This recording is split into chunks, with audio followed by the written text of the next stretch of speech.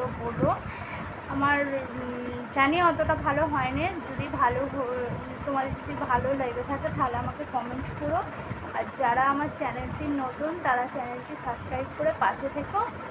চেষ্টা করব আরও মিউজিক তোমাদের সাথে তুলে ধরার। তো আজকের মতো এই অবধি, আবার নেক্সট ভিডিও নিয়ে তোমাদের সঙ্গে দেখা হচ্ছে। চলো টাটা, বাই বাই।